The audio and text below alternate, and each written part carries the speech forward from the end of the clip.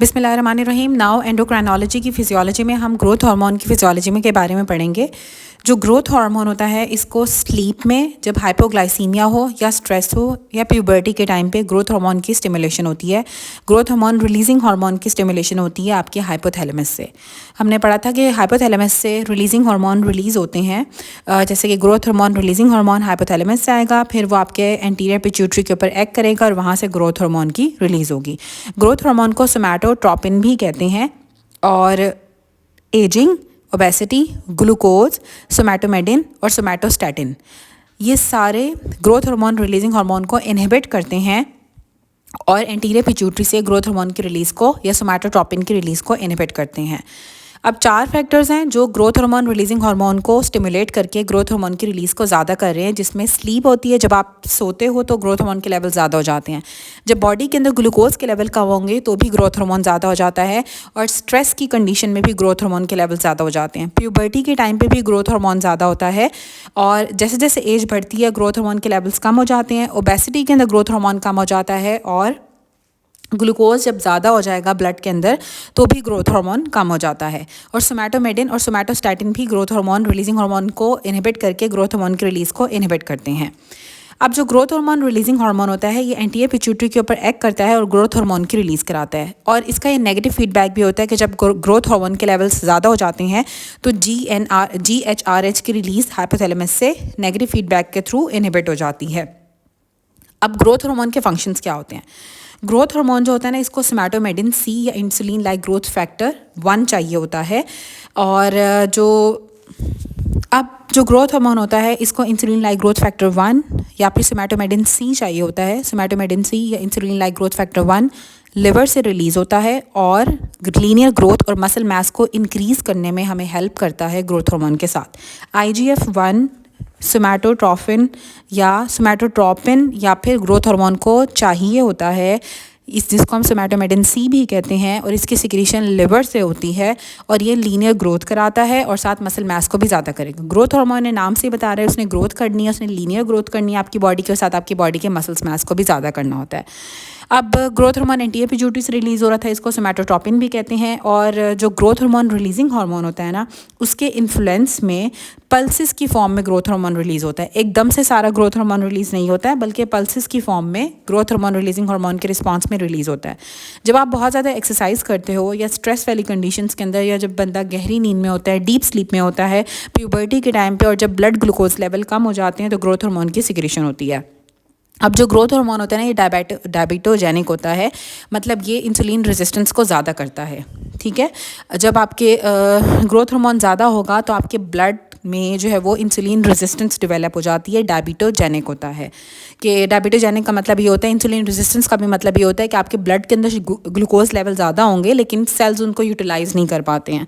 तो इसीलिए जब ग्लूकोज लेवल आपके ब्लड का ज़्यादा होता है तो ग्रोथ हार्मोन के लेवल्स इनहिबिट हो जाते हैं, ग्रोथ हार्मोन इनहिबिट हो जाता है।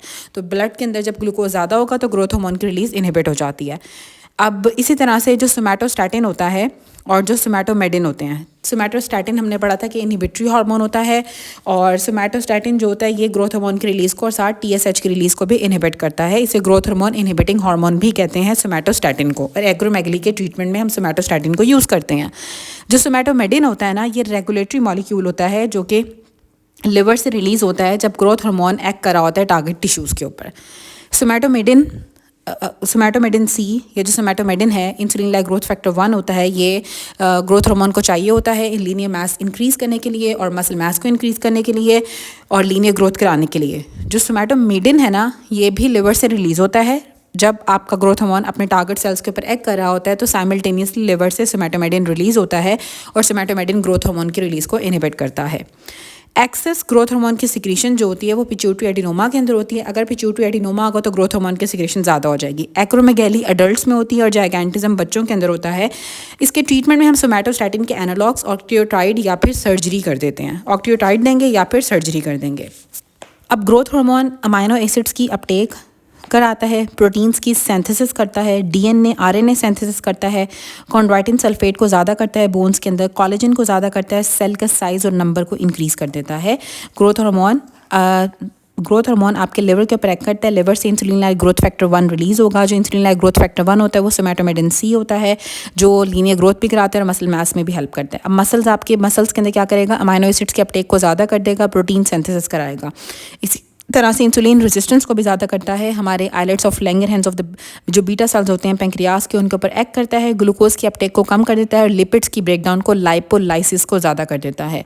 और बोन्स के अंदर अमाइनो एसिड्स की अपटेक को ज़्यादा कर देगा, प्रोटीन सिंथेसिस कराएगा, आरएनए डीएनए की सिंथेसिस कराएगा, कॉन्ड्राइटिन सल्फेट को ज़्यादा कर देता है, कोलेजन को ज़्यादा कर देता है, सेल का साइज़ और नंबर बढ़ाता है, ग्रोथ कराता है। अब आपकी बोन्स को भी ग्रोथ होगी तो ही आपकी हाइट बढ़ेगी, और जब आपकी मसल्स की ग्रोथ होगी तो हाइट बढ़ेगी। तो अल्टीमेटली इन दोनों मसल मास और लीनियर ग्रोथ, मतलब आपकी बोन्स को के अंदर प्रोटीन सिंथेसिस और अमाइनो एसिड्स के अपटेक करा के, डीएनए आरएनए की सिंथेसिस करा के, कोलेजन को ज़्यादा करा के ग्रोथ कराता है। और साथ ही इंसुलिन रेजिस्टेंस भी करता है, क्योंकि ये ग्लूकोज की अपटेक को कम करता है टिश्यूज़ के अंदर और लाइपोलाइसिस कराता है। मतलब ब्लड के अंदर ग्लूकोज के लेवल को ज़्यादा कर देता है, लेकिन टिश्यूज़ जो होते हैं वो ब्लड को ग्लूकोज को यूटिलाइज नहीं कर पाते हैं। इंसुलिन रेजिस्टेंस डेवलप हो जाती है जब ग्रोथ हार्मोन ज़्यादा होगा। सेकेंड हार्मोन आता है एंटी डाययूरेटिक हार्मोन, जिसको हम वेसोप्रेसिन भी कहते हैं।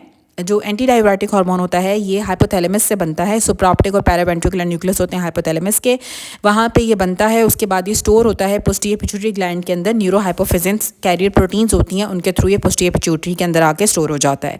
अब जो वेसोप्रेसिन होता है इसका मेन काम होता है कि इसने ब्लड प्रेशर को रेगुलेट करना होता है और सीरम की ऑस्मोलैलिटी को रेगुलेट करना है। दो चीज़ें कर रहा है वेसोप्रेसिन, एक ब्लड प्रेशर को रेगुलेट करता है V1 रिसेप्टर्स के थ्रू, और V2 रिसेप्टर्स के थ्रू ये सीरम की ऑस्मोलैलिटी को रेगुलेट करता है। एंटी डायूरेटिक हार्मोन नाम से ही बता रहा है कि डायूरेसिस को प्रिवेंट करेगा। ये क्या करता है कि आपका प्राइमरी फंक्शन इसका सीरम की ऑस्मोलैलिटी को रेगुलेट ही करना होता है। ADH जो होता है वो सीरम ADH की वजह से आपकी जो सीरम ऑस्मोलैलिटी जब कम होती है और यूरिन की ऑस्मोलैलिटी जो होती है वो ज़्यादा हो जाती है। सीरम की ऑस्मोलैलिटी को ये कम करता है क्योंकि ये वाटर की रीअब्जॉर्प्शन कराएगा। वाटर की रीअब्जॉर्प्शन कराता है, कलेक्टिंग डक्ट्स के ऊपर एक्ट करता है। एक्वापोरिन चैनल्स होते हैं जो कि principal cells of the renal collecting ducts के अंदर होते हैं। हमने पहले भी पढ़ा था कि जो डिस्टल कॉन्वोल्यूटेड ट्यूब्यूल होती हैं और जो कलेक्टिंग डक्ट्स होती हैं किडनी की, वहाँ पर ये वाटर की परमेबिलिटी को ज़्यादा करता है, वाटर की रीअब्जॉर्प्शन को ज़्यादा करता है, जिसकी वजह से आपके ब्लड के अंदर या सीरम के अंदर उसके सॉल्यूट्स जो होते हैं वो कम हो जाते हैं, वाटर ज़्यादा रीअब्जॉर्ब हो जाता है। तो सीरम ऑस्मोलैलिटी कम हो जाएगी, यूरिन की ऑस्मोलैलिटी ज़्यादा हो जाती है, यूरिन के अंदर सॉल्यूट्स ज़्यादा हो जाते हैं क्योंकि ये वाटर को एक्सक्रीट नहीं होने देता है बॉडी से, वाटर की रीअब्जॉर्प्शन करा लेता है। तो यूरिन के अंदर जो है वो सॉल्यूट्स ज़्यादा हो जाएंगे, यूरिन की ऑस्मोलैलिटी को ये ज़्यादा कर देता है। और एक रीनल कलेक्टिंग डक्ट्स के जो प्रिंसिपल सेल्स होते हैं उनके अंदर एक एक्वापोरिन चैनल्स होते हैं, उनके ऊपर एक्ट करता है। प्रिंसिपल सेल्स के ऊपर एक्ट करके जो एक्वापोरिन चैनल से वाटर की रीअब्जॉर्प्शन को ज़्यादा करता है। अब जब आपकी जो प्लाज्मा की जो ऑस्मोलैलिटी होती है या जो सीरम ऑस्मोलैलिटी होती है उससे ये रेगुलेट होता है, या हाइपोवॉलीमिया वाली स्टेट के अंदर ADH की रिलीज़ होती है। अगर आपकी ब्लड वॉल्यूम कम हो जाएगा तो ADH रिलीज़ होगा, या अगर प्लाज्मा ऑस्मोलैलिटी कम होगी तो ADH रिलीज़ होगा। नाउ डायबिटीज़ इंसिपिडस दो तरह की होती है, एक सेंट्रल डायबिटीज़ इंसिपिडस होती है, एक नेफ्रोजेनिक डायबिटीज़ इंसिपिडस होती है। सेंट्रल में होता है कि आपको कोई सेंट्रल नर्वस सिस्टम का कोई इशू होगा, नेफ्रोजेनिक के अंदर आपकी किडनीज़ का इशू होता है। नेफ्रोजेनिक डायबिटीज़ इंसिपिडस के अंदर V2 रिसेप्टर्स के अंदर म्यूटेशंस आ जाती हैं जो कि ADH जिससे सीरम की ऑस्मोलैलिटी को कंट्रोल कर रहा होता है। और जो सेंट्रल डायबिटीज़ इंसिपिडस होती है उसमें ADH के लेवल कम होते हैं, लेकिन जो नेफ्रोजेनिक डायबिटीज़ इंसिपिडस होती है उसमें ADH के लेवल ज़्यादा भी हो सकते हैं और नॉर्मल भी हो सकते हैं।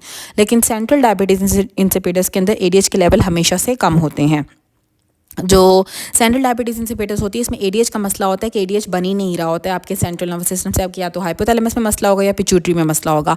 और नेफ्रोजेनिक डायबिटीज़ इंसिपिडस के अंदर ADH तो होता है, प्रेजेंट होगा, नॉर्मल भी हो सकता है, इवन ज़्यादा भी हो सकता है, लेकिन वो काम नहीं कर रहा होता है क्योंकि जो रिसेप्टर्स होते हैं वो ख़राब हो जाते हैं किडनी के। जो V2 रिसेप्टर्स होते हैं उसमें म्यूटेशंस आ जाती हैं। और जो डेस्मोप्रेसिन होता है वो डेस्मोप्रेसिन ADH का एनालॉग ही होता है। इसको हम सेंट्रल डायबिटीज़ इंसिपिडस के ट्रीटमेंट में यूज़ करते हैं और नॉक्टर्नल एन्यूरेसिस में यूज़ करते हैं। जिनको रात को बेड वेटिंग होती है उनके लिए डेस्मोप्रेसिन को यूज़ करते हैं, या फिर सेंट्रल डायबिटीज़ इंसिपिडस में, क्योंकि सेंट्रल डायबिटीज़ इंसिपिडस में ADH नहीं होता है तो उसका हम एनालॉग यूज़ करते हैं। एज ए मेडिसिन हम डेस्मोप्रेसिन लेते हैं ताकि जो ADH की कमी है उसको पूरा कर सकें और सेंट्रल डायबिटीज़ इंसिपिडस को ट्रीट कर सकें।